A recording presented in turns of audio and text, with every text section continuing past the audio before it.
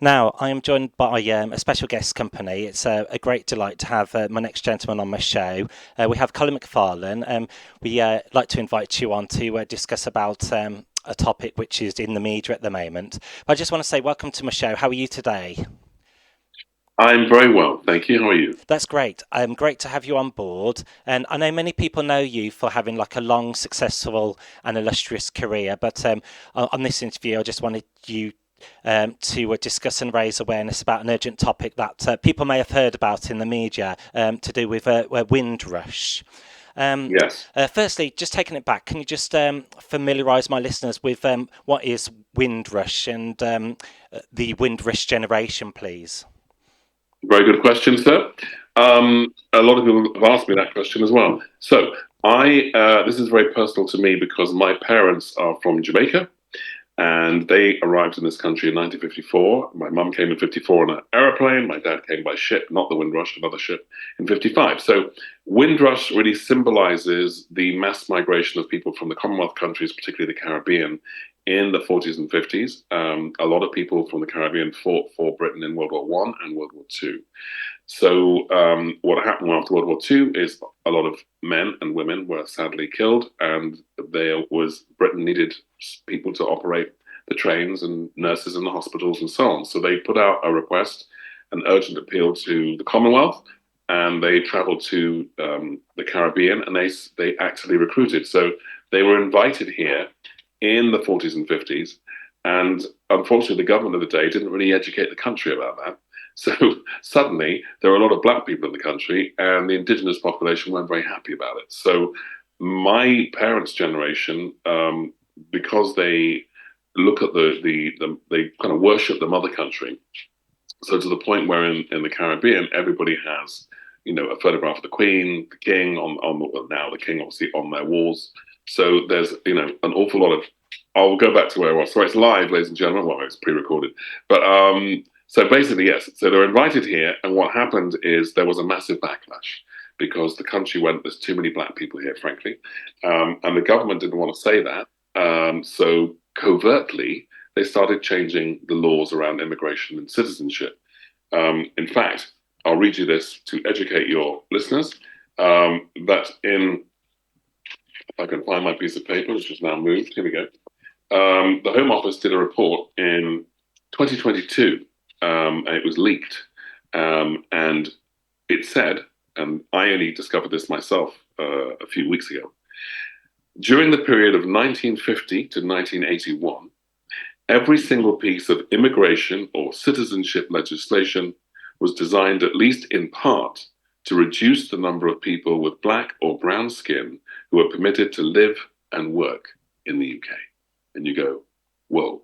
So it was government policy, that's Labour and Conservative, to basically reduce the number of black people in this country, right? And you go, what? And then you wind forward to 2012, and Theresa May creates the hostile environment policy, which turbocharges that attitude. And things got even worse. So there was something called the Lessons Learned Review by Wendy Williams, a government inquiry into why the Windrush scandal happened. And she said the biggest reason why this scandal happened is because people in government and in the Home Office did not understand that people from the Caribbean were British citizens invited here to rebuild the country after the war. So what then happens with the hostile environment policy is they go, anti-immigration rhetoric is really important. Nigel Farage is getting lots of popularity for being anti-immigrant. So we need to be nasty like him. So they start this policy to deport people. And even though they were warned, and people said to them, don't drag people from the Caribbean into that, they're British citizens who've been here for decades. They were then asked to provide documentation they could not provide because they were British citizens. So they had their national insurance, they had their tax, they could say, I went to primary school, secondary school. They didn't listen to any of that. So the easiest way to actually, I've been doing a lot of interviews today, and I was reading this to people and I found it very informative. So Dan, I'll share this with your listeners because this will probably explain very clearly what's happening to people who are being wrongly accused of being illegal. So this is actually an article in The Guardian by Amelia Gentleman in 2018. But what I'm about to read to you is still happening today. And that's the main reason we started this campaign, is because government messaging has been very clever and has given people the impression that they're winding the scheme down because they've resolved it. Quite the opposite. They're not paying out the money quickly enough, and they're being very arbitrary and inconsistent in the decisions they're making. So we're asking for we got eight demands we're making to the government on our open letter, which I'll tell you about in a minute. You can go to our website, justice4windrush.org, and sign that open letter. But here's a little taste of what's happening to victims. Michael Braithwaite, the special needs teaching assistant, who lost his job after being classified as an illegal immigrant, collected documents on Wednesday confirming his right to be in the UK, papers which were expedited after media exposure of his case. Details of Braithwaite's situation, published in The Guardian last week, attracted huge public condemnation and helped push the Windrush scandal into the headlines. Although he was relieved to have a temporary solution to his immigration problem, he said his difficulties had come close to destroying his life. Braithwaite, who arrived in Britain from Barbados in 1961, had worked at a North London primary school for more than 15 years, when a routine check on his immigration status revealed he did not have an up-to-date identity document. He was sacked, and I said, when I read that, identity document, well, none of us have them. Yeah, maybe you have your driving license, but they wanted something he couldn't produce. So he was sacked, despite the fact he'd lived in the UK for more than 50 years. He says, I'm glad that my story opened up the dysfunctionality of the Home Office. It's been a betrayal of my people. I feel very bitter still. People's lives have been disrupted. My life has been turned upside down. It devastated me to the point of I was going to kill myself at one point. Having someone take away 57 years of your life is terrible. It made me feel I've got no worth, no status, nothing. They've taken it all away from me. I didn't understand why. I almost fell apart with the stress. He had always assumed he was British, having attended primary school and secondary school here in England, and having worked continuously since leaving school. He married in London, has 3 British children and 5 grandchildren. He says, I never applied for a British passport. We thought we were British, he said. Chai Patel, the legal policy director at the Joint Council for the Welfare of Immigrants, said, glad as we are the Home Office finally resolved Michael's situation, it's appalling that they appear to operate a system of appeal by social media, or in this case, Twitter. For the many who can't get the injustices they suffer into the media, there is no such respite from the grinding bureaucratic cruelty of the system. So that's his story, and that's a story that's typical of what is happening today. Thank you very much for telling my listener and myself about that. Coming out of, post-World War, that's been over like 3/4 of a century ago. Coming out of the post-Second World War, the country was trying to find its feet again, rebuilding the economy, and as you say, trying to fill those labour shortages. Right. That time as well, the NHS began as well, so everything was changing, wasn't it, in Great Britain? And you told us from back then till now, we still need the government has some answering to do. It's unacceptable. Correct. So that's what we're saying to people. How this came together, just to give you a quick recap on that one, Dan, is that my dad did an article for the Daily Mirror. My dad was in the RAF for 30 years, got an MBE, was an officer, the only West Indian officer I've ever seen in the RAF. And he had a very distinguished career. So they asked his opinion about the Windrush compensation scheme. My dad is now 88, by the way. And my mum was 94, so she sadly passed away just under a year ago. And the two of them were so heartbroken by what was been happening to their fellow countrymen and countrywomen. And so they said, would he say something about it? I said, yes, he's very angry about it. Because my dad often says to me, there but for the grace of God, go I, because he was in the RAF and he got stopped in 1964 coming back from an RAF posting. All the RAF servicemen and women were on an RAF-only flight. They got let through the airport. They took my dad off to one side. He was put in a room for an hour, even though he had his Jamaican passport, his visa, and his ID from the RAF, which his bosses had said, it's fine. He went to Bahrain okay. When he was coming back, they took him in a room for an hour and questioned him.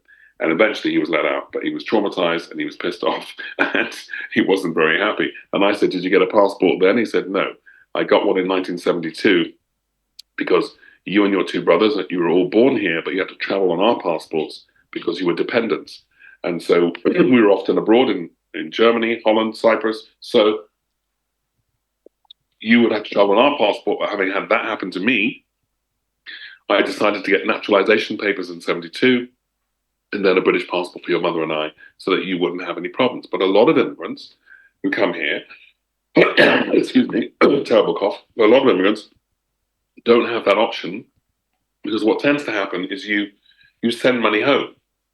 So wherever you're from, Turkey, Afghanistan, you come to a country, you tend to have to first of all get a job, get accommodation, and then you tend to send money home for children you may have left behind, for other family members, and therefore you tend not to travel yourself until much later in life when you've amassed your earnings. So as a voiceover, I've done voiceovers for Africa and the Caribbean for Western Union, where you'll say things like, Western Union, sending your money home. So that's what you do. So people didn't understand that. So when they started changing the laws, they didn't do an advertising campaign to tell people they changed the laws. So what's been happening is people have been traveling back to the Caribbean, and this is still happening today.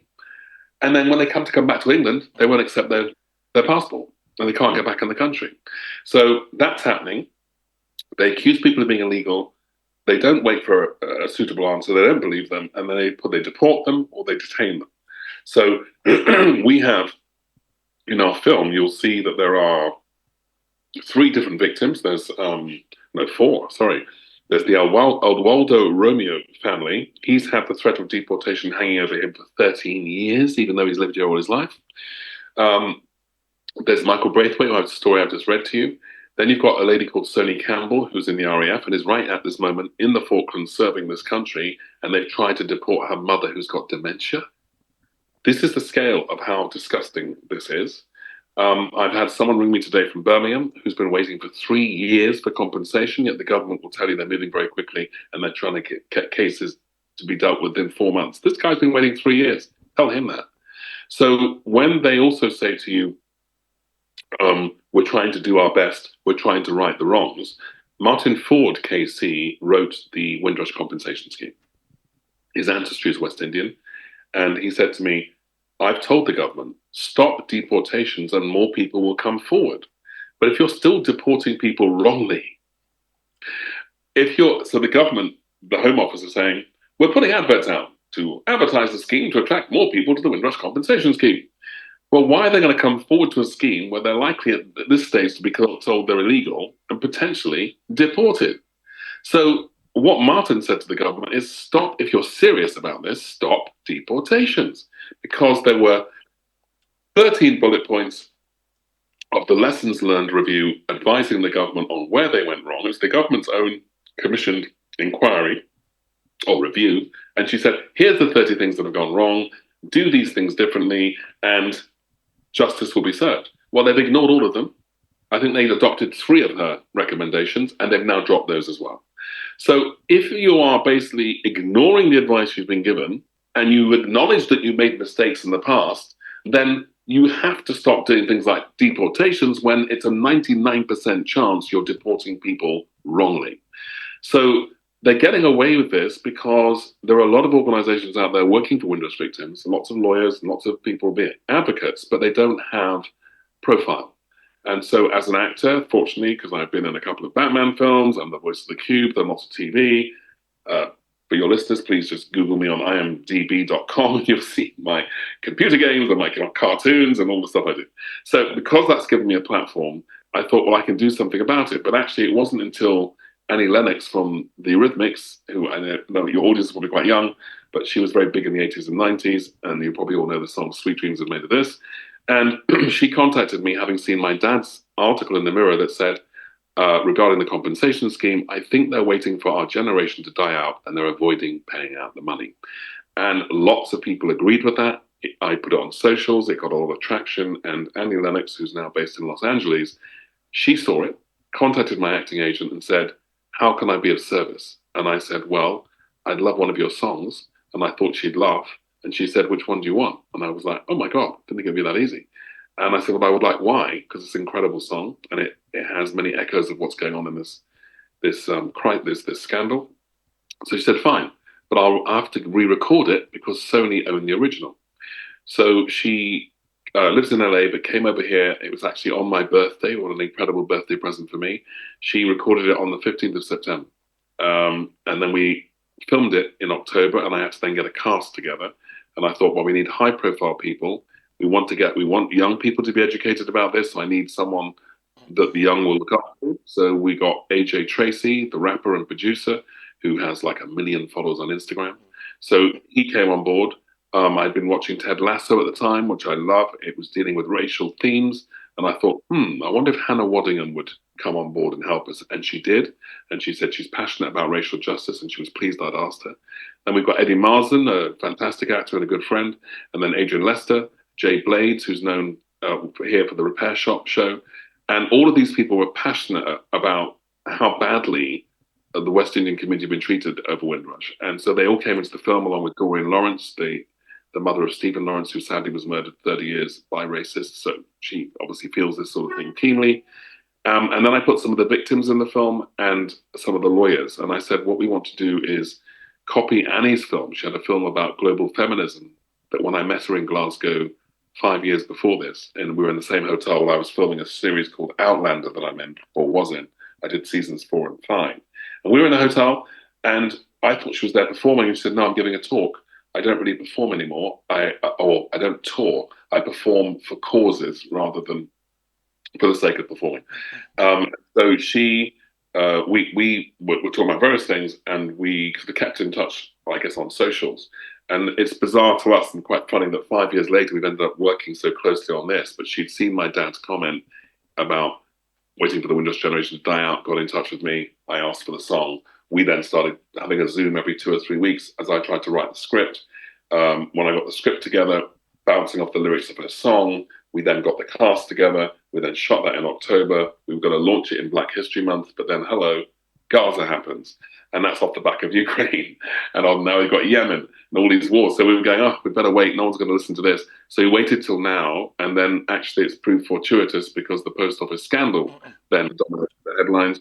And that has many echoes with Windrush. There's less people affected, but it's another massive miscarriage of justice. So I think it underlined my point that through the power of media and the power of music and the power of celebrity or high-profile people, you put those things together, you can cut through the noise.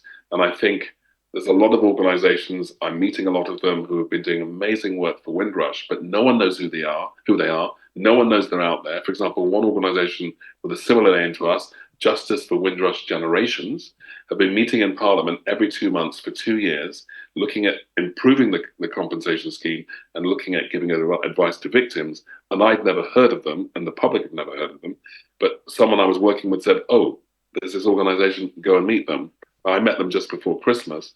And now we've got another meeting with them on the 24th of January and we're going to invite the front bench of Labour, the front bench of the Conservative Party, and hold them to account and ask them questions about exactly what we're talking about. I might not be there because I'm filming, but I'd like to be there. Colin McFarlane, it's been really informative hearing your input on this, and I hope my listeners can take something from this and learn from it and raise awareness. I just wanted to say there's a date this year, Windrush Day. It's held on Saturday, 22nd of June, which may be of interest to people. And I just wanted to ask as well, music as well, such a great way. Music is a universal language of uniting people together. What artists have inspired and influenced you in your life? Oh, wow, Mike, that's an easy answer. The artist that has influenced me the most is quite definitely Michael Jackson. Even though, unfortunately, we all know the things that were said about Michael Jackson, but as a performer, for me, second to none. I think misunderstood.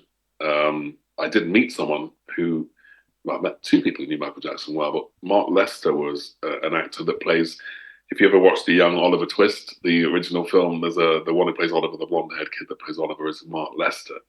And I knew that he was close friends with Michael Jackson, and I met him at a party a few years ago, and I remember saying to him, I know everyone thinks he's a paedophile and this, that, the other, but I know you often had him stay at your family home and you have children. So you obviously can't think that. Otherwise you wouldn't have. He said, Colin, you're absolutely right. I think Michael was ahead of his time. He was too innocent for this world. He genuinely saw the good in everybody. And he really thought it was okay to be close to children because he thought, I'm not thinking those thoughts. Why would anybody else? And he said, I think he was deeply misunderstood.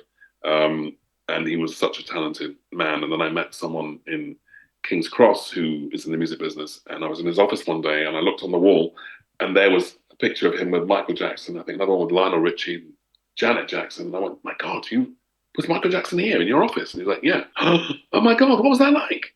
He said, "Oh, incredible. He only came here with one person. There's some guy dressed all in white," he said. He said, "But I can tell you this, Colin, I've worked with a lot of great music stars, and without a doubt, Michael Jackson is the hardest working performer I have ever worked with." And absolutely. Brilliant. Great choice there. Thank you very much again for taking your time out to talk to me on today's show. Oh, Dan, before you go, what I must say, the very important bit, go to our website, which is justice4windrush.org. Follow us on socials at J4Windrush. Follow me on X at Colin McFarlane and on Insta at Colin McFarlane Official. Watch and share our films. Go to the website. You'll be moved by the Annie Lennox film. It's only 2 minutes, but it's stunning. And sign the open letter, which is going to Rishi Sunak and Keir Starmer. And it has a list of demands I highlighted earlier. And we believe that the public believe in justice, equality, and fairness. And that when they get the truth of this story, which you are helping to share today, they will want to get behind us. We think the leaders of the government are out of step with the public mood. And so it's a pleasure and an honor to be asked to be on shows like this and to spread the word, because I genuinely believe in people power. And when people hear the truth, they want to take action. This is just the beginning, by the way. We're going to be doing more things throughout the year. But we are launching now. And then I film next week. I've got to film an ITV comedy. So I've got to go back to the day job. And then beginning of February, I've got to sit down with all the people approaching us and go, right, how do we fund this so we can tell more stories? Keep this front and center, because you know what the news cycle's like. Windrush is discussed now, it'll be forgotten next month. So we've got to come up with a strategy where every 2 or 3 months we do something big. So it's got to keep coming back. Do you know what I mean? So that's where we're at, and we're getting lots of really positive noises from some big companies who want to. That's good. That's good to hear. Thanks again, once again, Colin McFarlane on today's show, chatting to me about the Windrush.